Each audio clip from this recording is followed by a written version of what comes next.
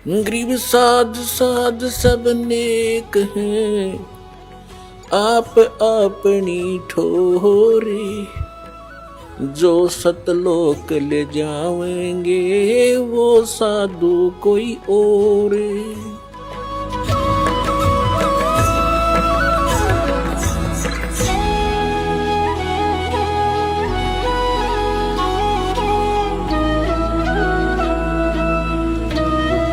ये भी धीरे धीरे आपके समक्ष यथार्थ अनुवाद आओगा। पहले तो आप जी को ये जो ना दृढ़ करना चाहता है ये दास कि आप जी ये समझें कि जो भी दास बोल रहा है वो सारी सच्ची है।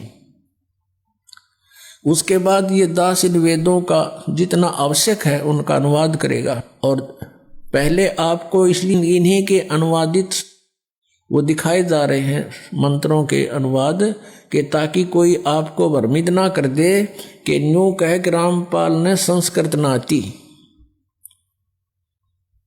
और ये महर्षि दानंद के अनुयायी आचार्य ये संस्कृत के गाता थे। महर्षि भी दानंद भी विद्वान पुरुष था, संस्कृत का गाता था।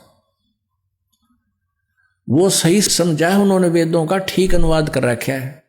तो पहले उन्हीं के द्वारा किए गए अनुवाद को दिखाकर फिर दास साथ साथ उनमें जो त्रुटि है वो आपके समक्ष पेश करेगा। फिर आपका समझ में आओगी, फिर आप दृढ़ हो जाओगे कि सचमुच कौन सा अनुवाद सही है कौन सा गलत है। फिर आप स्वयं निर्णय लेकर के दृढ़ हो जाओगे। और जब तक हम दृढ़ नहीं होंगे हम कोई मोक्ष प्राप्ति नहीं कर सकते। डगमग आदमी कभी सफल नहीं हो सकता। आप आगे जाकर के मान लीजिए दो रास्ते हो जाते हैं। कहीं आप अकेले जा रहे हो, या तो आपके साथ गाइड हो, कोई व्यक्ति जानकार हो, या फिर आपके पास मैप हो। उस मैप पर आप देख कर चल सकते हो कि ये रास्ता नहीं ये है। और मैप के बारे में आप दृढ़ हो कि सचमुच इसमें जो लिखा फाइनल है। तो ये हमारे सदग्रंथ हमारे मैप हैं। ये मैप आपको मानचित्र दिखाया जा रहा है कि आप जिस रास्ते जा रहे हो ये रास्ता आपका है, ये नहीं है। और आप दृढ़ हो जाओगे सचमुच ये, फिर आप डगमग नहीं हो सकते। अगर आपके पास मैप नहीं है तो आप चल पड़े, आगे दो रास्ते हो जाते हैं, वहीं पर आप असमंजस में पड़ जाओगे, आंख मीच करते चल पड़ो किसी साइड में, वो दूसरी बात है। तो ऐसे इन सदग्रंथों का आपके रूबरू कराना ये दास अनिवार्य समझता है। अब बताया कि वेद मेरा भेद है और मैं ना वेदन के माही, जौन वेद से मैं मिलूं ये वेद जानते नहीं।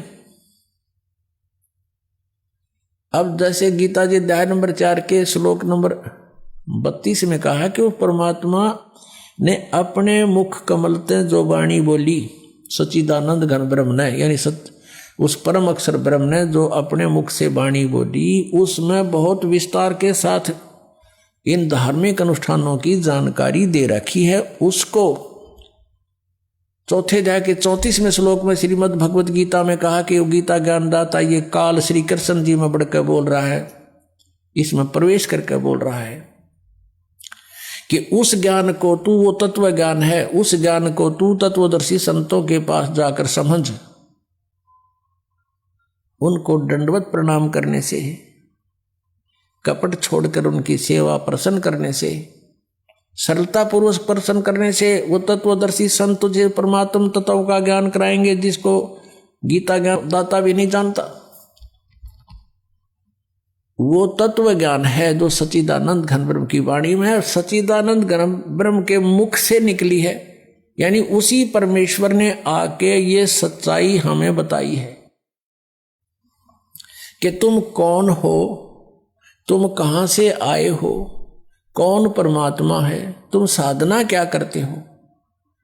तो वो परमात्मा की महिमा जैसे आपने ऋग्वेद मंडल नंबर 10 सूक्त 49 में प्रथम मंत्र में आपने पढ़ा, ये परमात्मा कहता है पूर्ण ब्रह्म की उत्पत्ति मैंने की।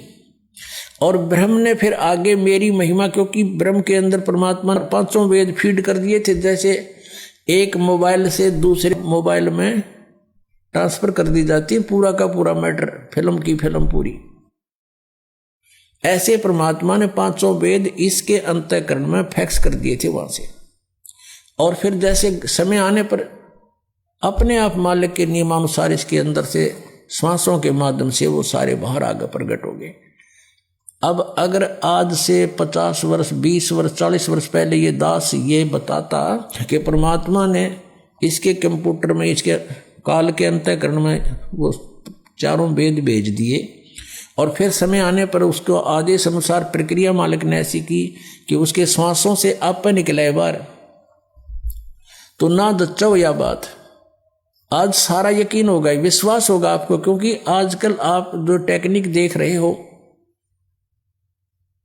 कहां से कहां डाउनलोड कर लेते हैं, और एक छोटी सी चिप होती है इतनी, और उसके अंदर कितना मैटर भरा होता है, उसको कहीं भी फिट कर दी जा, जिसमें वह डाल दिए, फिर उसे कितना डाउनलोड कर लो, पूरे पृष्ठ के पृष्ठ इतना बड़ा पुलंदा भर लो। तो ऐसा हुआ था।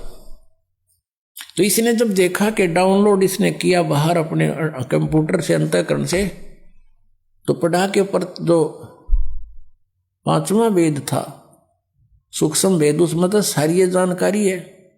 वे ऑफ वर्शिप भी इसने एक नहीं देखा, आप बताओ, उसको नष्ट कर दिया, छुपा दिया। और ये 4 थे जो जिसमें महिमा तो थी भगवान की, इनको खत्म नहीं कर सका ये। इसमें भी महिमा है लेकिन वे ऑफ वर्शिप नहीं है। और इस वेद को समझना यहां के प्राणियों के बस की बात नहीं, चाहे ब्रह्मा जी हो, चाहे विष्णु, चाहे शिव जी,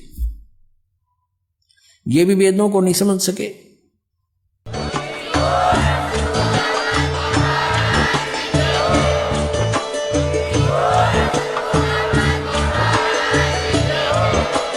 आप सुन रहे थे जगत गुरु तत्वदर्शी संत रामपाल जी महाराज जी के मंगल प्रवचन। अधिक जानकारी के लिए विजिट कीजिए हमारी वेबसाइट www.jagatgururampalji.org। संत रामपाल जी महाराज जी के शुभ आशीर्वाद से पूरे विश्व भर में 500 से भी ज्यादा नाम दीक्षा केंद्र हैं, जिन पर संत रामपाल जी महाराज जी द्वारा ऑनलाइन निशुल्क नाम दीक्षा दी जा रही है। अपने नजदीकी नाम दीक्षा केंद्र का पता करने के लिए संपर्क करें 8222880541।